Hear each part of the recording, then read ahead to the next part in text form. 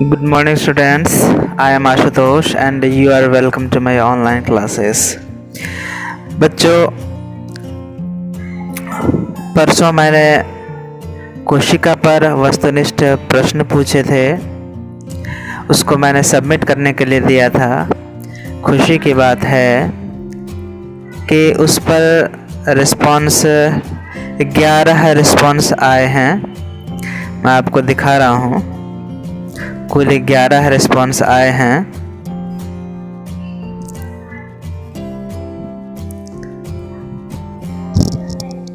कुल 11 रिस्पॉन्स आए हैं। चलिए इसको खोल करके देखते हैं। ये कुल 11 छात्र हैं जिन लोगों ने उत्तर देने की कोशिश की है। प्रथम घासी जय कुमार, एक है बी, सोनू पांडे, दानिश अंडारी, लखन गंजू, प्रियांशु कुमार, कुसुम कुमारी, सहिस्ता और विनोद। इन 11 बच्चों ने देने की कोशिश की है। सबसे पहले तो मैं इन लोगों का थैंक यू बोलना चाहूँगा कि प्रश्नों पर इन लोगों ने रिस्पॉन्स किया। तो अब देखते हैं कि प्रश्न क्या थे। प्रश्न थे कुछ इस तरह के, ये देखें, कुल 14 प्रश्न थे। उसमें से कुछ अपना इंडिविजुअल था, 4 छात्र का नाम, पिता का नाम, वर्ग, कक्षा, विद्यालय का नाम। इसके बाद बाकी 5 से लेकर के 14 तक प्रश्न थे। उन प्रश्नों के सही जवाब भी हम देखेंगे कि क्या है।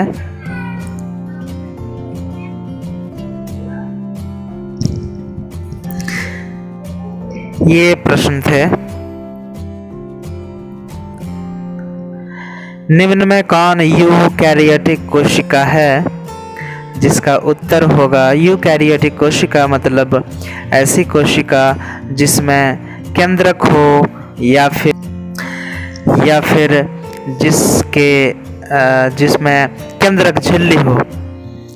तो ये 5वां नंबर प्रश्न, निम्न में कौन यूकैरियोटिक कोशिका है? तो उसका सही उत्तर होगा अमीबा।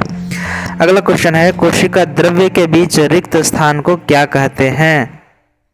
तो कोशिका द्रव्य के बीच जो खाली जगह होती हैं उनको बोलते हैं रिक्तिका, मतलब वैक्यूल्स। जहां पे जो अपशिष्ट पदार्थ हैं उसका संग्रहण या स्टोरिंग होता है। अगला प्रश्न है, प्रकाश संश्लेषण के लिए क्या जरूरी है? तो इनमें से जो हरे रंग की होती है वो है क्लोरोफिल, और यही जरूरी है प्रकाश संश्लेषण के लिए। गुणसूत्र कहाँ पाए जाते हैं? तो सही उत्तर है आपका केंद्रक में पाए जाते हैं। अगला प्रश्न है, क्रियात्मक आनुवंशिक इकाई किसे कहते हैं? तो आप जानते हैं कि आनुवंशिक इकाई में गुणसूत्र हैं, डीएनए हैं, जीन हैं, जो कि तीनों होते हैं केंद्रक में। लेकिन जो क्रियात्मक आनुवंशिक इकाई है वह है आपकी जीन, इसलिए सही उत्तर आपका होगा जीन। निम्न में से क्या जंतु कोशिका में नहीं पाई जाती है? वो कौन सी चीज़ है जो जंतु कोशिका में नहीं होती है? वो कोशिका झिल्ली है, वो तो दोनों में होती है। कोशिका द्रव्य है, वो दोनों में होती है। केंद्रक है, वो तो दोनों में हो सकता है, प्लांट सेल और एनिमल सेल। ये कोशिका भित्ति ही है जो सिर्फ पादप कोशिका मतलब प्लांट सेल में पाई जाती है, लेकिन एनिमल सेल मतलब जंतु कोशिका में नहीं पाई जाती है।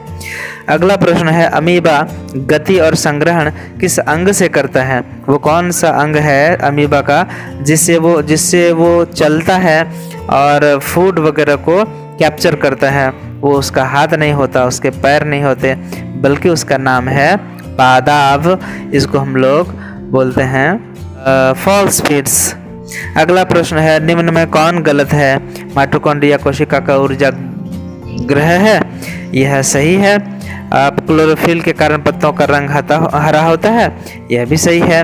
रिक्तिका में अपशिष्ट पदार्थों का संग्रहण होता है, यह भी सही है। राइबोसोम वसा का संश्लेषण करते हैं, ये बिल्कुल गलत है, क्योंकि राइबोसोम जो है खुरदरा वाले वो प्रोटीन का संश्लेषण करते हैं, न कि वसा का। अगला है, निम्न में कौन प्रोकैरियोटिक कोशिका है? मतलब वो कौन सी कोशिकाएं हैं जिनके अंदर केंद्रक झिल्ली नहीं होती है या फिर केंद्रक नहीं होता है? तो क्या वो पैरामीशियम है? क्या वो अमीबा है? नहीं, वो है नील हरित शैवाल, और जिसे साइनोबैक्टीरिया भी कहते हैं।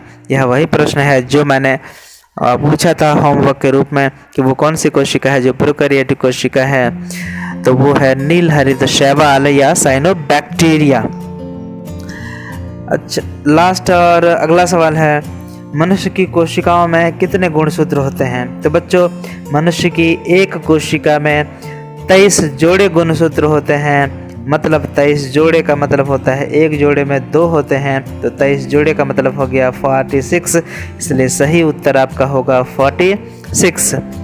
बच्चों, विभिन्न विषयों के जो मैं पढ़ाता हूँ, जो मैं सिखाता हूँ, वह पढ़ाने के बाद, वह सिखाने के बाद मैं ऐसे ही प्रश्न आपके बीच रखूँगा और आपसे उम्मीद करूँगा कि आप उसको देखें, उसको भरें और सबमिट करें। मैं रिस्पॉन्स ज़रूर दूँगा, क्योंकि आपने प्रश्नों के लिए जवाब दिए, तो मेरा भी यह कर्तव्य बनता है कि मैं आपके रिस्पॉन्स का प्रत्युत्तर दूं और उसके सही जवाब मैं आपको बताऊं। तो धन्यवाद बच्चों फिर से।